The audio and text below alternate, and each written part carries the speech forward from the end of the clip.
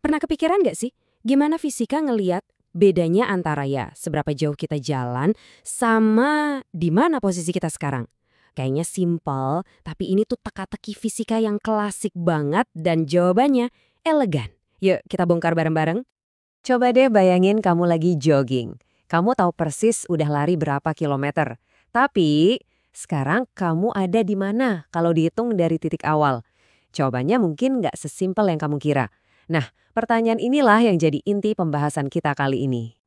Kenalan dulu sama 3 pelari kita, Nanda, Bagas, dan Widi.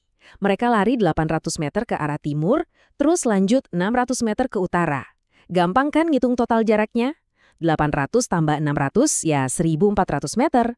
Tapi perpindahannya, artinya seberapa jauh mereka dari titik start dan ke arah mana, nah itu masih jadi misteri. Buat mecahin misteri ini, kita harus ngerti dulu cara fisika mengukur dunia. Jadi ada 2 jenis besaran yang beda banget, dan disinilah letak kuncinya. Oke, yang pertama ada yang namanya besaran skalar. Gampangnya gini, ini tuh cuma angka doang.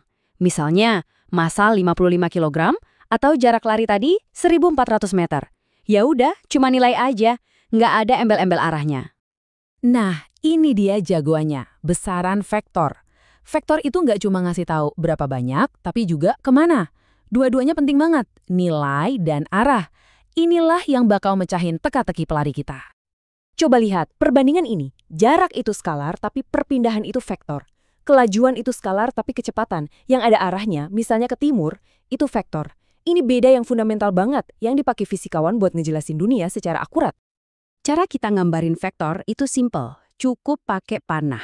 Panjang panahnya itu nunjukin nilainya, makin panjang, makin besar. Terus, ujung panahnya nunjukin arahnya. Gampang kan? Nah, panah ini bakal jadi alat utama kita. Oke, kita udah tahu apa itu vektor. Sekarang, ayo kita pakai buat nyari di mana posisi akhir pelari-pelari tadi. Kita mulai dari yang paling seru, yaitu dengan cara digambar. Salah satu cara paling gampang namanya metode poligon. Ini intuitif banget. Kamu tinggal gambar vektor pertama, terus dari ujung vektor pertama itu kamu gambar vektor kedua. Nah, perpindahan totalnya atau resultannya itu tinggal tali garis lurus dari titik awal banget ke titik paling akhir, kayak jalan pintas gitu. Ada juga cara lain yang gak kalah keren, metode jajar genjang. Kalau yang ini, kedua vektor digambar dari titik start yang sama. Terus kita lengkapi gambarnya jadi bentuk jajar genjang. Jawabannya? Itu garis diagonalnya. Hasilnya sih sama aja, cuma beda cara visualisasinya. Tapi, ya itu, dua-duanya tergantung seberapa rapi kita ngegambarnya. Oke, gambar-gambar tadi emang asik buat bayangin konsepnya. Tapi kalau di fisika, kita butuh presisi. Angkanya harus pas. Jadi sekarang kita tinggalin dulu sketsa-sketsanya, kita masuk ke perhitungannya. Siap-siap, kita bakal upgrade ke metode analitis.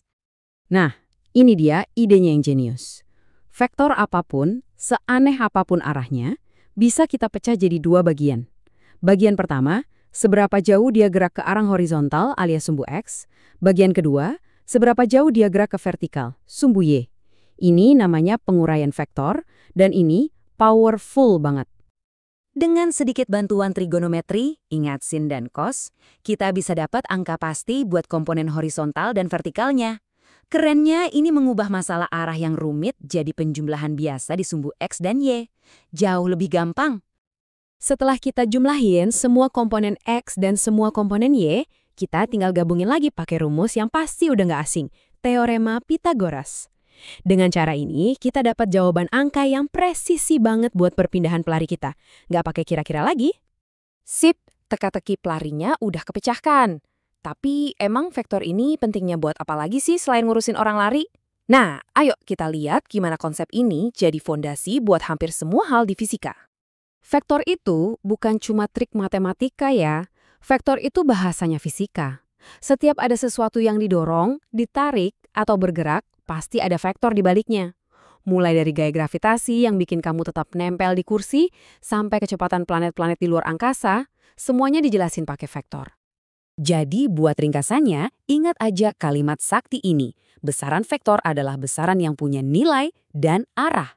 Ini salah satu ide paling kuat di dunia sains yang bikin kita bisa memprediksi dan memahami gerakan di seluruh alam semesta. Coba deh sekarang, pas kamu lagi duduk nonton ini, Pikirin sejenak. Kamu kelihatannya diam kan? Tapi sebenarnya ada gaya gravitasi yang narik kamu ke bawah. Pada saat yang sama, kursi kamu masih gaya dorong ke atas.